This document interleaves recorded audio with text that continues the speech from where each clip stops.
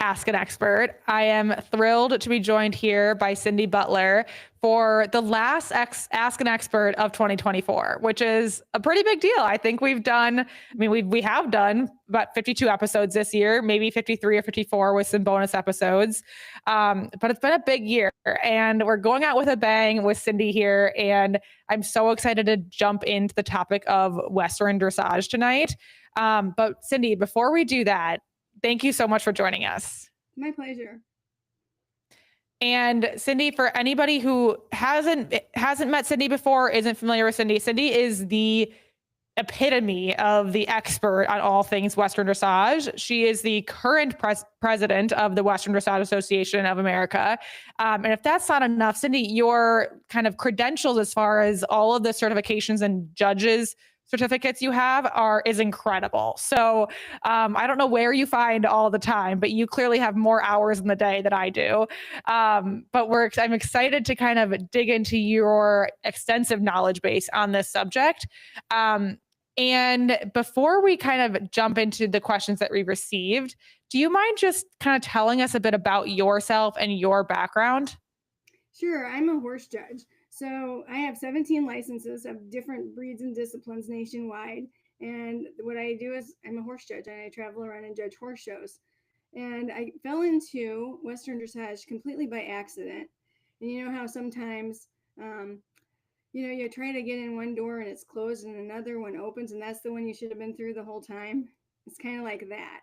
So I was at Color Breed Council, which is where all the Western stock type judges go and renew their cards or else get new ones and take tests and all that jazz. And Western Dressage was there. And so we kind of thought, let's see what this is all about. And we went to, my friends and I went and watched the Western Dressage presentation and thought, well, this sounds pretty interesting. So we found at the time, this was back in 2014. And back then they used to do train the trainer because Western Dressage was so new that Western Dressage Association of America was sending expert trainers around the country to train other trainers how to teach people how to do it. And so, I was back here in Illinois and I came home from Oklahoma where the seminar was. And I was thinking, man, we need to get that train the trainer here. And, we have all these people who do dressage and who want to ride in Western saddles. And we have all these Western horses who need to be trained better. And this would benefit them. And we want to have shows here. And so we need to know how to do this. And I had a riding lesson program, and some of my friends had riding lesson programs, and we wanted our kids to do those things too. So we found out the only way you could have a train the trainer is if you had a state affiliate. So Illinois didn't have a state affiliate, so we decided to start one. And that just got the ball rolling and rolling. And at first, we went to the annual meeting for Western Dressage Association of America and met Ellen DeBella, who was one of the founders, and Karen and Guy Brown were there, and just everybody who's anybody in Western dressage was there because it was at the same time as the World Show. And it was, I think, the third World Show that they'd ever had, and everybody was excited and they were getting going. And we just left there. I mean, I left there and my head was spinning. I was just like a figure skater in a tilt-a-whirl. I was like, oh my God, this is like, there's so much information. But we started an affiliate. We funded it by hosting a horse show and then getting sponsors. And then we got to train the trainers to come. And then once that happened, then my friends and I started putting on shows. And then I started judging other shows, and I judged dressage schooling shows. And so then I worked on my judge's card and just kept doing it. And we kept learning and kept learning. And now I'm one of the judge trainers. And as the president, I do all kinds of whatever needs to be done with Western dressage. And we have a great team that works with me. Diney Swanson is our executive director. And most of us were handpicked by Ellen DeBella. And I don't know what it is about that woman, but she could tell who was willing to work and, who would be able to have a vision and who would be able to have the technical knowledge to do things. And so she put us together as a team. And then we became cohesive. And now we have Diney Swanson as our executive director. We have Gail Matthews, who's our project manager. We have Jenny, Jenny is like our wheel pap, which is our high point program, and the YEP program, which is another high point program, which I'll tell you all about. But she's our computer genius. We have two computer geniuses because we have Una Shade, who's also another person who works on the website, and we have a great customer service person, Kathy Newcomb. So we have just great people. We have Joanne Coy as our um, judges education chairperson, and we have a great board, and we have great people who run state affiliates and share information locally so that everybody can find a place to go and do Western dressage no matter where you are. Wow. Honestly, like I love that story so much, and I'm so impressed with what it says about you as a person. You found out, you kind of like stumbled into this seminar, and then you were like, I want to get involved in this. You found out you needed the affiliate, and you were, instead of just, most people would have been like, oh, okay, I guess we're not doing that. We don't have the affiliate. And you were like, nope. How do we go and create our own affiliate? And then you fundraise for that. Like that story is just immensely just impressive.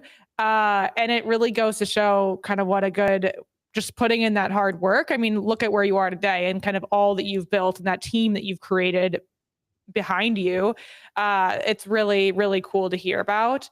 But the Can we go ahead? The appeal of Western dressage is just so great because, even though I didn't come from a dressage background, I came from stock horses. What it does for horses is so useful and valuable.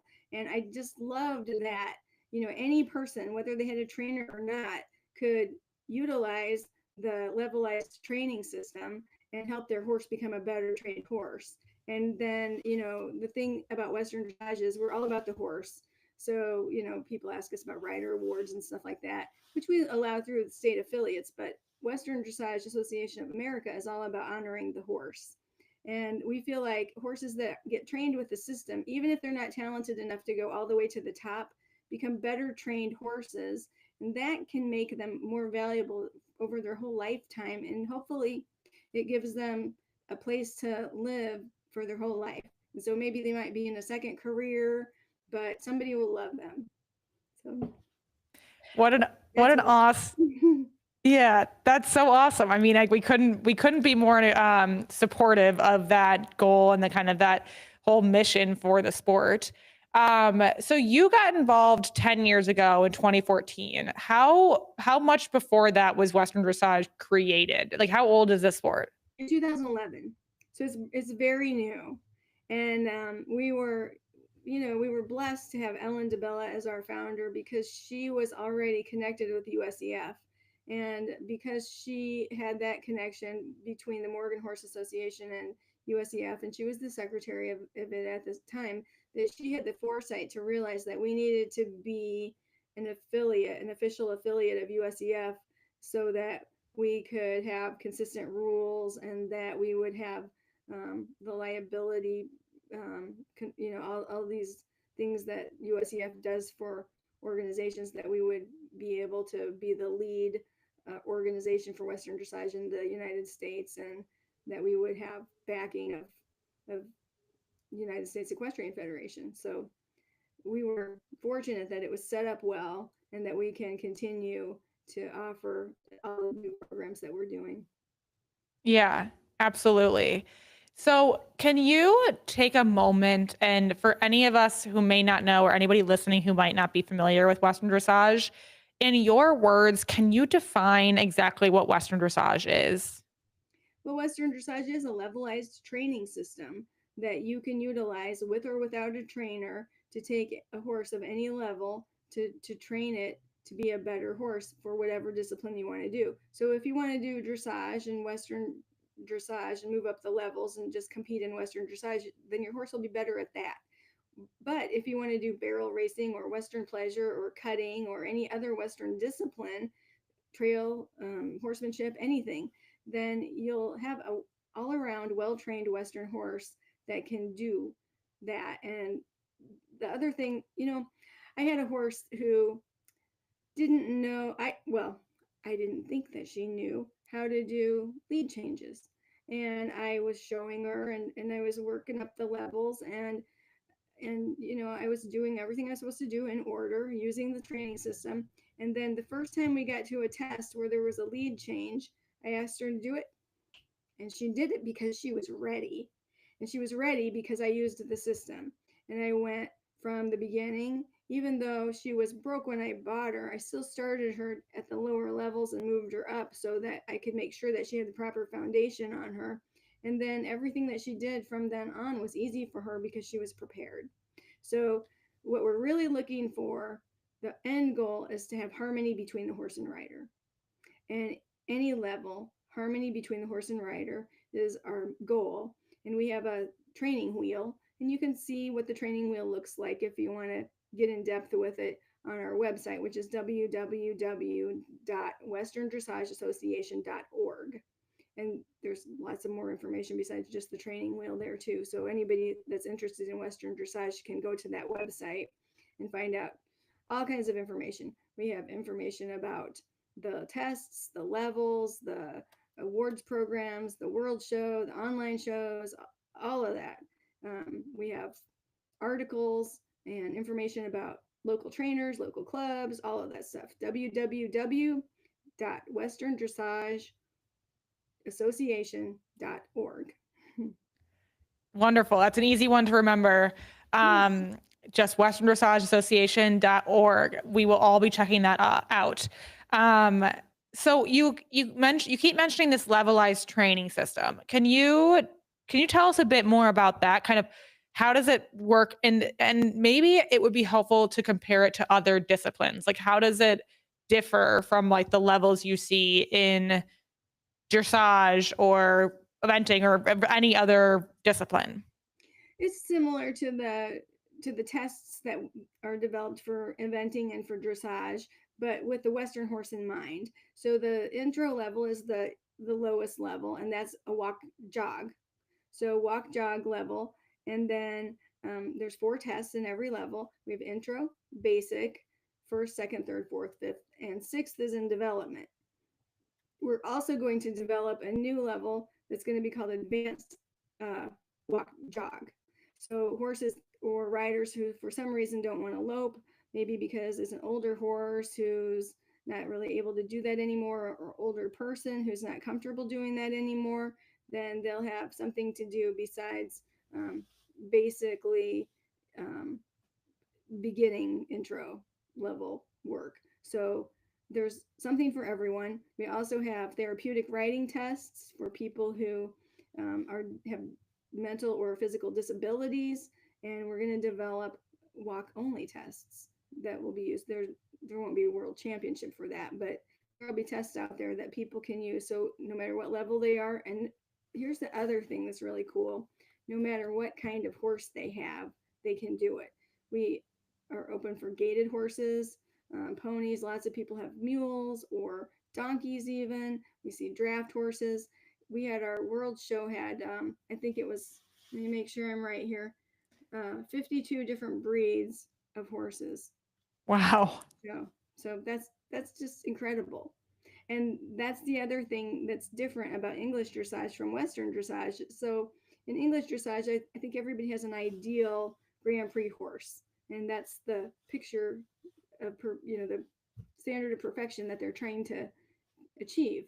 But in Western dressage, the judges are looking for what can your horse do with the conformation that it has. So we respect all types of horses. We don't expect a donkey to elevate its shoulders like a saddlebred will, but we don't expect a saddlebred to stretch its neck down as much as a quarter horse might. So every horse is expected to do the best that they can for what it is. Wow. Okay. That's really, I want to put a pin in that because I want to come back to that. But before Yeah. I do, I want to make sure that I'm going in a kind of, in a I understand like a flow with these questions. So we're talking about the differences between Western dressage and traditional dressage. Obviously, tack is a difference. Um, do the tests themselves, I know it's like it's jog versus trot or lope versus canter. But are the tests themselves structured similarly where it's like A, enter working Yes. trot or that Yeah. like that? Okay. Yeah, we use the same letters and the same size of a dressage court so that show managers can use one court with one set of letters if they have English or Western dressage or both. So some schooling shows can have both. Um, Regular USEF English dressage shows don't offer Western dressage as well, but Western dressage is offered at many breed shows and standalone shows, or sometimes there are schooling shows that have both. But the equipment is the same. The movements are sometimes different. So we still have turn on the forehand in Western dressage. We have side pass in Western dressage. And so there's some movements that are a little bit different. We have pivots, we have double pivots. So horses that are shown at levels 2 and under might be doing an active turn on the haunches or a pivot. But once they get above that level, then they do only pivots because they're Western horses. The tack is different because they're required to have a Western saddle, and people can wear Western cowboy hats or they can wear helmets, either way. So they aren't supposed to wear English attire like tall English boots on the outside of their pants, but we're pretty understanding. So if somebody only has tall English boots, if they wear their jeans on the outside of them, we're happy about that too. So you can use the same horse in both if you want, but you'll be judged more on harmony and light connection in Western, and you'll have to use the Western patterns and the Western maneuvers. Got it. Okay. That's a really helpful explanation. So when we talk about judging, I know you're talking like you're saying that the real emphasis is on harmony and the capabilities of that specific horse and their breed. Um, can we jump into how the judging works in Western dressage and kind of how it differs from traditional dressage? And are there unique things that the judges are looking for in the Western dressage tests? Well, I think it's kind of the same in the fact that if you look at your test, then your test has the directives right on the test. And so the judges are judging what your horse does, comparing that to the directives on the test. So if the test says that they want to see balance, then the judge is gonna look and see if there's balance. Or if they're supposed to be collected, then they're going to look and see if they're collected. So it tells you right in your test what you're supposed to do. That's the other thing that's really great for Western horses, because Western horsemen are not used to getting that feedback. A lot of dressage riders are used to that. But, when you ride in Western pleasure, you might not know what it is. Why didn't I win? But in Western dressage, then you get the feedback straight from the judge and you can see what it is that you could do to improve. And then I think one of the other cool things about Western dressage shows is that the people are trying to do better than they did in their last test. So all of us, I do the same thing. When I go to ride, I don't even care so much about the ribbons. I mean, everybody wants to win, but if my horse does well and I get great remarks from the judge, then I'm like, yes, and that's all I wanted. Or if there's a problem, then the judges try to explain what it is and give you a roadmap to success. And that's really what we're all here for, is to get our horses trained better and to learn how to do it, and just to come out with a better trained horse and a better understanding of and better harmony between the horse and the rider. I just wanted to come back around a little bit because we were talking about the different types of horses, and when the judges start looking at all different breeds, some of the judges come in, they're not used to watching gaited horses, for example. So we have an extensive judge training program to help judges develop their eyes for things like that. And sometimes I hear, like, on social media or just general places, well, Western dressage is just English dressage in a Western saddle. So the people with the warm bloods are going to win. Or only the quarter horse people win. Or, well, if you don't have whatever kind of horse, then don't bother to go. So we did a study. The study basically, what we did is we compared all the breeds of horses that enter. We counted and we did a pie chart and we said, okay, so there's this many quarter horses, this many Morgans, and we just did it by every breed. And then we did the same thing for the winners, and we overlapped those two, and they were identical. So basically, what that tells you is that who enters is who wins. Yeah. It's by direct. I mean, just it couldn't match any better. So every horse has the same opportunity, and our judges are so good that they have been able to reward every horse for what it is and not against a standard that they have in their mind of the perfect typical Western dressage horse, because there's not one. Every horse can be the winner, every horse can be the best, every horse can be better than it is, and that's what they're getting judged on, the harmony of how it does what it's doing in that test, regardless of its breed or its conformation. So we're Yeah. proud of that. I love that. As somebody who rode a quarter horse for many, many years in eventing, I really appreciate that. That's awesome. So I know you're saying that there can be such a wide variety of breeds in Western dressage competitions. Is there a type of horse or breed that is like the most typical or most common? Is it quarter horses, or what would you say? There are the most quarter horses, and I think it's because there are the most quarter horses in the United States. So we do have more quarter horses than any other. I think I've seen the data. I think Arabs and Morgans might be next, and then it just kind of spatters out from there. Paints are pretty prevalent. Thoroughbreds are pretty prevalent, and then pretty much every breed that you can think of is part of Western dressage. And we have draft horses, we have halflingers, we have Paso Finos, we have just every kind of breed that you can think of. Georgia Grande, which I didn't even know was a breed. Aztecas. I mean, there's every kind of horse you can imagine, and ponies. And they come to the World Show. We had a mule who came and just swept the World Show the year before last. Just did a great job, and we just love that. That everybody is welcome. The exhibitors are thrilled to see new people, and I think because we're all on a journey with our own horses, we recognize that in others, and so people are very supportive of each other, which is makes going to horse shows fun. And it's like some shows get so competitive and they're just not fun anymore, but Western dressage is still fun, and you'll go there and you'll find your people.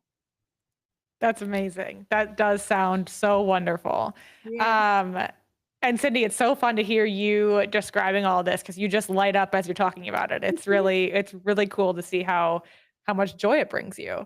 It really is. Um, you know um I was talking about the judges training too, and so I just wanted to say that another thing that people can do is they can sign up for the actual judges seminar.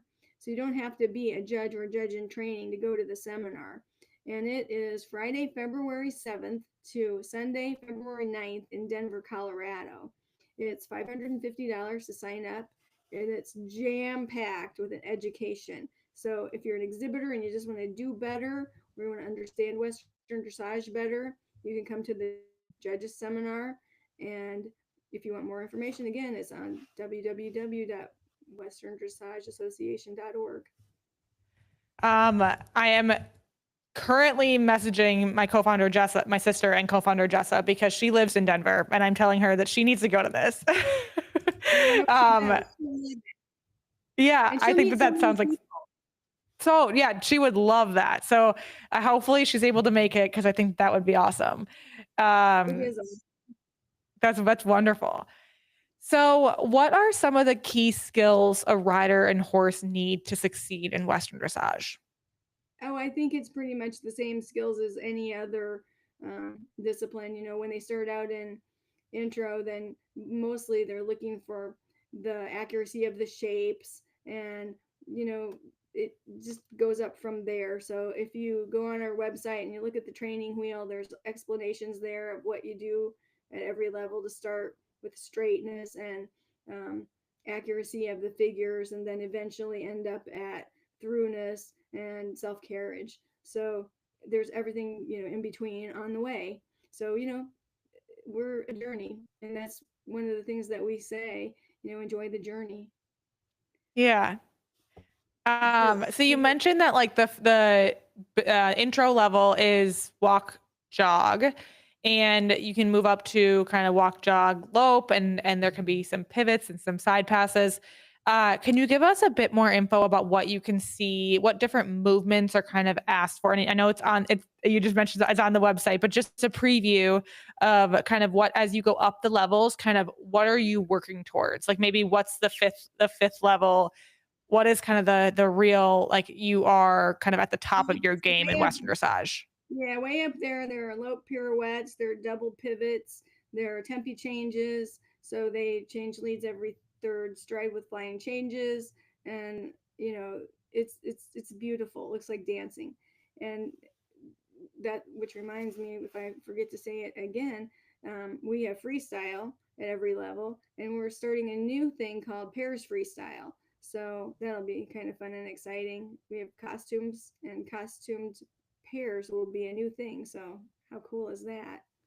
That is awesome. I know, gosh, growing up, we would do, is it pas de Is that what it was called? Yeah, I yeah. So we're just a little more Western. So we're calling it pairs freestyle because we're an American discipline. Right. I love that. It's so fun though. That is going to be so beautiful to watch. And I mean, I need to see this now. I love, freestyle dressage. That's just so cool that that's all incorporated in this sport. Um, I also kind of wanted to tell you guys about the different ways that you can compete, because there are so many different opportunities depending on what the rider's interested in. So, if they want to compete with their breed association, a lot of breed associations recognize Western dressage and they can compete there. So, for example, my horse is an Arabian horse. So, she can go to the Arabian show and she can get Arabian points. She can go and to the either any USEF Open Western Dressage show or the Arabian show, or um, you know any place and that has Western Dressage, and get different kinds of points. So she can get Horse of the Year points for USEF. She can get Arabian points. She can get local state affiliate points. She can get Wheel Pap points.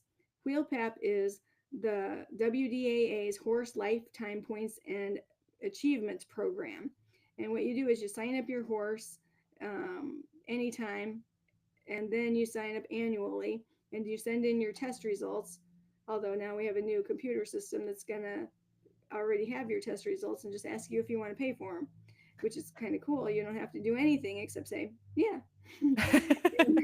And then it rewards your horse. Whether or not you win doesn't matter. It matters how you move up. And as your horse moves up the levels and gets so many points as it goes along, then you get the best awards ever. And I should have had some of them here for you, but you can win plaques at every benchmark, and you can win leather halters with brass nameplates for your horse, and stall guards, and it goes up and up and up until Supreme Champion, which is a beautiful belt buckle, and it's for your horse's lifetime. So we know that we have lots of horses who are not registered. We have rescue horses, Mustangs that don't have other opportunities to increase their value through programs, through breed disciplines or registries. So we have this so that you can maybe sell your horse and say, this horse is a Supreme Champion, so he's worth more that way. Besides that, it's just fun. We have a new program that just started, and we call it the YEP and the IEP. But what it means is year-end high point and international year-end high point. So those are going to be free to all Western Dressage Association of America members, and they'll be posted. The points will be posted all the time on the website. So as you go through the year, you can see who's leading and how they're doing, and then at the end of the year, they can print a certificate that says that they were the year-end high point winner per level and per division, which are open, amateur, and youth. So wow. that's kind of cool. And besides that, there's plenty of local clubs that offer high point awards, and the state affiliates have rider awards. So riders have to meet whatever the levels of um, success are that are posted on the affiliate websites, and then they can earn gold, silver, or bronze. And then if they earn all of those, then they can get a belt buckle through Western Dressage Association of America on their rider award. So there's lots of different ways that you can compete, and so you go and collect whatever kind of points that you like. That's awesome. Honestly, this is the that doesn't seem to be a good reason not to participate in this. Like it's like a real win-win for everybody involved, and it sounds like it's so much fun. So, it's really really cool. Um, okay, so you mentioned that you can find the test and kind of all this information on the WDAA website. Um, when somebody is looking to kind of get started and dive into Western dressage, how do you recommend someone prepare their horse for their first Western dressage competition? So the most important thing is that they need to go on the USEF website and read the rule book.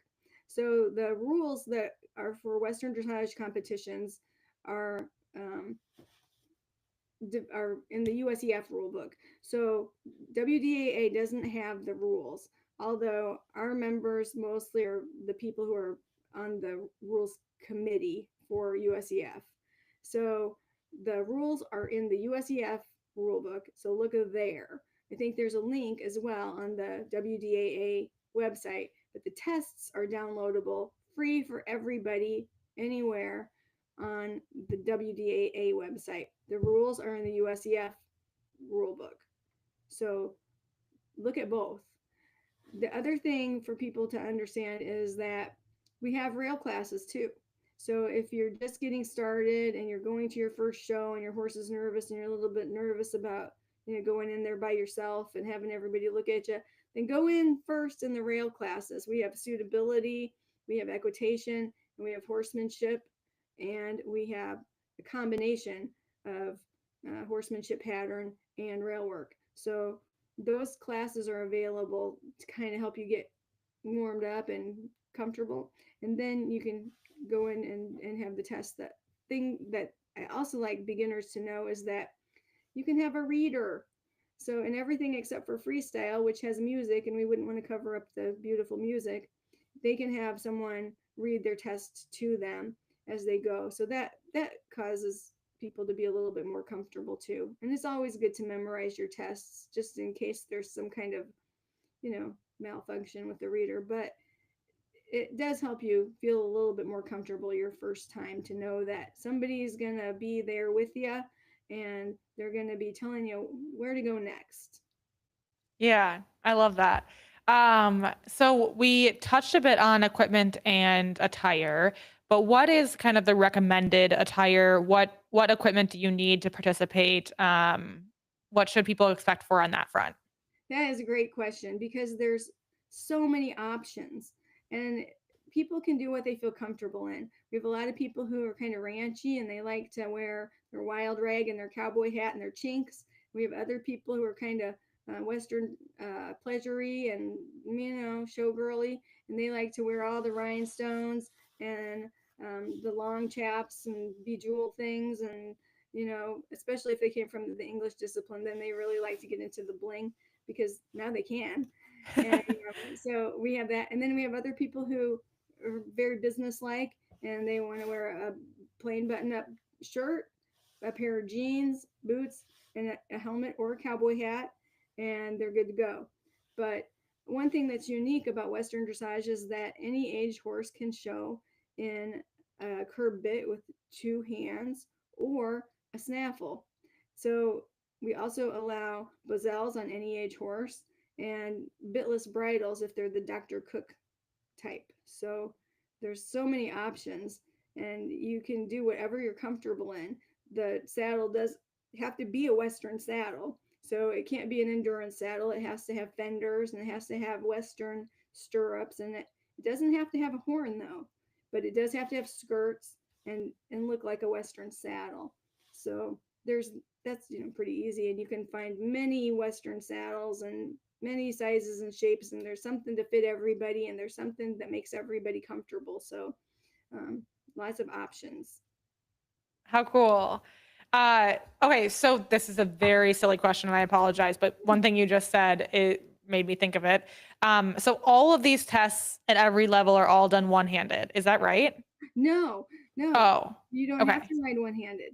So Okay. you can ride with two hands or one hand if you have a curb bit. If you have a snaffle, then you should ride with two hands or a bazal or a bitless bridle. But if you have a curb bit, then you have the option of riding with either one or two, but you have to pick one. Either stay with one or stay with two. Except in freestyle, then you can switch back and forth if you like. Wow. Okay. What do most people do? Like, what do you see the most often? I see the most people ride with two hands, because we have some lateral movements that are easier to do that way. And so if they ride with a curved bit, we don't want to see as much contact as we would with a snaffle. And so even if they ride with two hands, then we want to see a little bit of a draped rein, but not like a Western pleasure, really draped rein. So there should be light contact, kind of like a ranch riding horse. Got it. Okay. And going from level to level, how does one progress up the levels? Do you need to qualify? Do you need to get a certain score in order to move on to the next level? How does that work? No, that's a good question too. You can decide that on your own. So when you go to a Western dressage show, then a horse and rider combination cannot ride in more than two consecutive levels at the same show. So you kind of pick where you want to show, and it's up to you when you move up or down. We suggest if you consistently score in the 70s or above, that you should move up. But if people have a horse who maybe was moving up the levels and moving up the levels and then had some kind of injury or got older and had arthritis, or sometimes they move back down, and that's perfectly fine as well. So we do have one rule that says that you cannot show in intro and if you've shown in level one or above in the same competition year. But the next year, if something happens and you need to move back down, you can. We have some Got rules it. about if you show in walk jog classes that you shouldn't show in lope classes, or lope classes shouldn't show in walk jog classes. But that's just to help beginners to show against beginners, and that's the way that it should be. So Yeah. pretty much, if you feel like you're ready to move up you go. And so a lot of people like to move up because there's more points available to the higher levels in the wheelpat program. So Got it. that's up to them. Super cool. Well, one of the WAA members is also a avid Ride IQ member, and she's been in chat just adding some commentary and color to the information you're giving, and she is Great. so supportive of the WAA. This is Sam Reeves we're talking about. Sam, thank you so much for adding this additional info and your experiences in chat. One thing she just said that I thought was really interesting is that the DAA also allows for side saddle. She says, I've shown in my Western side saddle and didn't see a hit to my score, unlike dressage in my English side saddle. Yeah. That's really cool. Yeah, if you can ride as well with your side saddle as and you're still going to compete with the people who are riding astride. That's the thing. But yeah, go for it. It's great. Another thing I want to talk about is online shows. So we have a lot of people who live like maybe in the middle of nowhere, in the middle of someplace where there's no horse shows, or they don't have a trailer, or they live in Sweden. We have a lot of people who live in Sweden, and or any other place where they can't get to the shows easily, but they can show in the online shows. And so the online shows in the wheelpat program get half points. So people can still achieve the benchmarks and still get the rewards, and if they can't leave their farm. And that's a pretty cool thing. Judging those shows is so fun because you feel like you were on vacation. So I judged shows like that, and sometimes I'm in Hawaii, and then I go to the snow mountains, and then I go to the cornfields, and then I go someplace where there's cattle and desert in the background. And it's so cool. I remember once I was judging, and there was a lady, and she was in a kind of hilly little paddock. So it was not ideal, but she was doing the best that she could. And she was, I don't know, I'm bad at guessing people's ages, but maybe, 50-ish. And so at the end of her test, she got off and we have a bit check. You have to show your bit and show your spurs, and they go around the horse with the camera and make sure that all the equipment is legal. And obviously it was her son was videotaping her. And at the end he said, "Way to go, Mom." And it was like so cool because you just get to be part of that. And so the people who can't come to the shows can still participate, and they can still benefit from the levelized training system, and they still get to compete. So, there's a way to do it from anywhere for anyone. So come and play with us. That's amazing. Oh man, it makes me so happy. This kind of accessibility and kind of the focus on fun and horsemanship is like this is a dream. So what you're building here, Cindy, is so cool.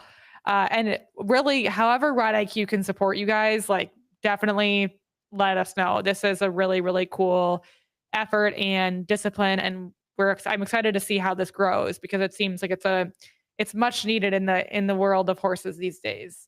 But we're Uh, already growing a lot, and we have two shows that WDA puts on ourselves, and one of them, of course, is our World Show in Guthrie, Oklahoma, every year. It's going to be September 16th to 20th, 2025. Again at Guthrie, Oklahoma, at the Lazy E, and our online international show, which is huge. In 2024, we had 1,256 entries.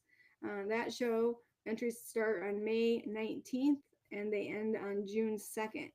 So there's still plenty of time to practice and get your horse ready for May 19th to show in that show. how cool. Everyone get signed up. Please get signed up. That sounds like such a wonderful opportunity. Okay, so how does somebody sign up for shows? How does that work?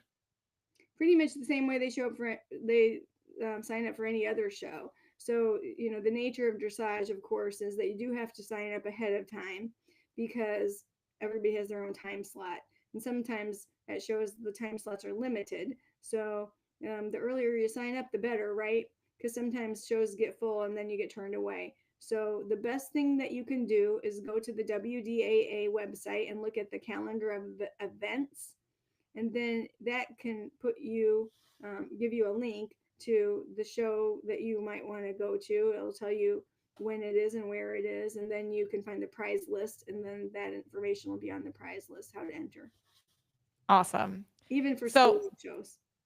perfect. That's really helpful. I love that. Very intuitive. So for riders who are new to the sport, do you recommend they start with clinics, or you mentioned the rail classes? Is that kind of the best place to get started, or where do you kind of recommend people get started? Yeah, there's a list of professionals on the WDAA website. So if you don't know where to go, then look on the WDAA website and you can probably find a trainer or an instructor in your area. And if not, then look for the state affiliate in your area and hook up with them, because then you'll find a lot of people who can guide you in the right direction. And again, you can do this without a trainer if you want to. It's pretty much between the tests that are online and the information that's in the rule book, there's totally complete descriptions of what the movements are supposed to be. We try to make sure that our rule book is, what you need to know to win the game, right?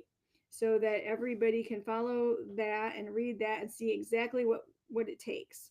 And then if you do that and then you practice, whoever practices the most wins the most. So go out there and ride your horse. That's the most important thing. And that's what we really want, is we really want people to go out and spend time with their horses and just have a great time. And then come and show with us. That's perfect. That sounds great. So, are there any common misconceptions about Western dressage that you'd like to clear up? Well, I think just the first one was, and I alluded to this before, that some people think that it's just, English dressage in a Western saddle, but it really isn't. And the statistics show that. And we work really hard with our judges to train them to recognize what's special about every single breed of horse. And, you know, we want harmony, and I feel like our judges are doing a great job of seeing that. And I feel like everybody has an equal chance to win if they work with their horse the most. So that's that's the main thing, is that everybody has an equal chance. Yeah, that's so important. Mm-hmm. Um, so Cindy, what are your hopes for the future of Western dressage as a sport? Well, I really hope that it gets bigger and bigger, and you know, we're not looking at the Olympics or anything, but we just want to share the sport wide and everywhere. And although we are an affiliate of USEF, we've worked on some things to help international riders lately. I did a judges seminar for the Australian judges, and also we put together, it just was completed last week, an international judging certificate, so that, you know, judges that are not in the United States and maybe can't get here to come to the judges seminar or to apprentice like the judges need to be licensed in the United States, can at least have a certificate that shows that they learned a lot from WDAA, and that they can go out and judge schooling shows in other countries and hopefully get their programs started, and we can share this great discipline with everybody far and wide. The judges, sometimes we have judges come from other countries and come to our seminars, and they might be the only judge in their country. So it's, they can still have recognized shows in other countries, but they either have to have a judge from the United States or have a judge who came here and got trained. So between the international certificate that's just going out, and the online shows, and the some countries that do have judges go over there or have their judges come over here, then there's more and more opportunities all over the world. Awesome. Well, it seems like it's got a great future ahead of it, and I'm excited to kind of watch all of this kind of discipline and this sport develop. Before I kind of jump into a couple of fun kind of fun questions, is there anything else related to kind of the whole sport of Western dressage that you want to cover before we do that? I think I probably didn't say yet that, you know, when we talked about the online international show and all the opportunities that there are to show, is we have this cool award called the Harmony Saddle, and anybody who gets an 8 or above in the online show in harmony, and then also comes to the world show and gets at least one 8 or above in harmony in the world show, their name goes into a drawing. And at the end of the world show, they do a drawing of everybody who was eligible, which is a lot more than you would think. Then that person wins a free saddle. And this year it was Barbara Wood from Missouri. And it's just so exciting. That is incredible. I can't imagine what that feeling of winning that. That's so cool. And it's a great thing to be rewarding people for. So I love that. That's a really cool award. Um, okay. So are you ready for a couple of just like kind of fun questions? Sure. Okay. Do you have a favorite part about judging Western dressage competitions? I like judging people who I've judged before and they come back and I see how much they've improved, and I get really excited because I feel like, you know, I was able to help them in their journey and that they stuck with it and that they did it, and it's just so exciting. That is so yeah, I can totally relate to that. That's a really great feeling. Do you have a favorite memory or a funny story from one of your clinics or competitions? Oh gosh, I didn't know you were going to ask me that. Um, so I told you about the lady in the online show whose son was um, filming her. Well, I judged another lady in an online show, and her horse was not very good, so it was tense and it was doing its own thing, ever going along. And so when she got to her equipment check, her husband was obviously the videographer, and after he went around and showed all the sides of the horse, then he kind of, you know, he's behind the camera, but he kind of looks at his wife and he goes, "Well, you had some not so good moments there, hey?" And then she just looks at him like this. The judge can see you. And I just couldn't. It was so funny. I just felt so sorry for her. And then he said, "Oh, oh, oh. Well, not too many. Just a couple." That is amazing. Oh my gosh. That's But amazing. but just everybody's stories. Some of these online shows, I judge them and I see people riding in the rain. Sometimes they're riding in the snow. Sometimes they're riding and they have all kinds of errors, but you know that they ran out of time and they're doing the best they could and they send it in because they just had to. And then it's just like their stories as you go and you learn more about each one of them. I mean, we had one lady who brought her horse to the world show, and this was a rescue horse that she got off of a kill truck. And she met the driver of the truck because she found out the horse was on there at an X-rated bookstore called the Lion's Den. So she named her horse Leo, and now Leo is a world champion. So how Oh cool is that? my gosh. What? Oh my gosh. Okay, I want more of these stories. These are great. There's so many. I mean, pretty much if you go walk around the world show, and I love to do that every year when people are checking in, then I go with my golf cart and I run around to the barns and I welcome everybody to the show and I ask them how they're doing and they tell me all their stories about the flat tires and the things that they did to get there to the show. And it's just like so remarkable that they went through. Some of them are recovering from cancer and then they get to be here, and it's like they've been wanting to come for all these years and now they're finally here. And it's just like you hear about all the stories and all the rescue horses. It's just so fun to be a part of it. And then they get to come in. Some of them have never been to the show before, so they get to meet all kinds of new friends who are just like them. And they're like, "Oh, I thought I was by myself." No, you're not. It's like everybody here is part of this movement, and we all love each other and recognize how great the horses are. And it's all about the horses. How cool. It is all about the horses. That is a perfect way to put it. So if you had to give advice to your younger self, what advice would you give yourself starting out in the equestrian world? Oh, I would have gotten started sooner. I mean, I didn't start becoming I was, I did writing. I taught writing lessons for a long time. I had a writing lesson program, and I think I would have started judging sooner.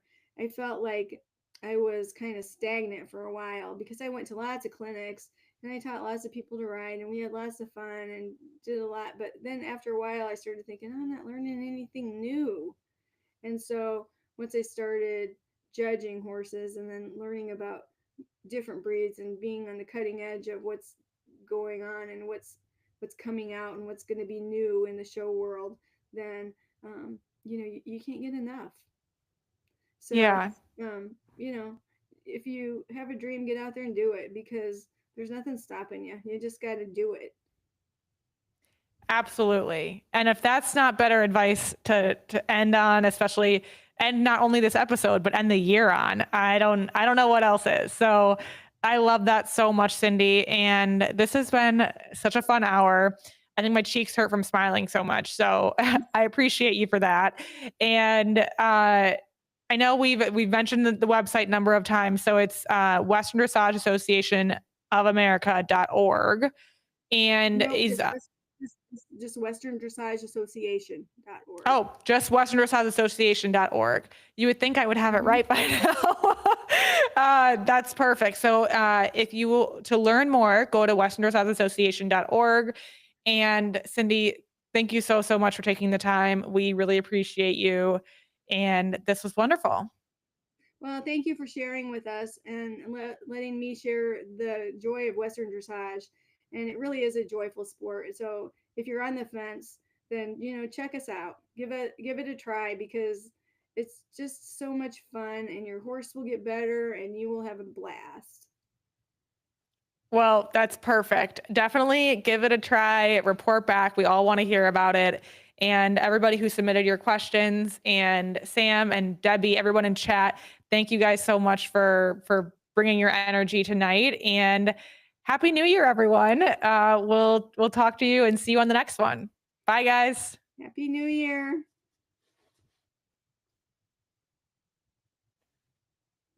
Perfect. That was wonderful.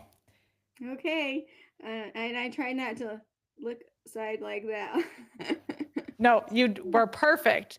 Thank you so much for doing that. We really appreciate you. And you're all uploaded. And that was so much fun. Thank you. Thank you again, Cindy. This was wonderful. Thanks for having us, and send me the links so I can send them to our executive director and she can share the information with everyone. Perfect. Will do. Well, I hope you enjoy the rest of your day.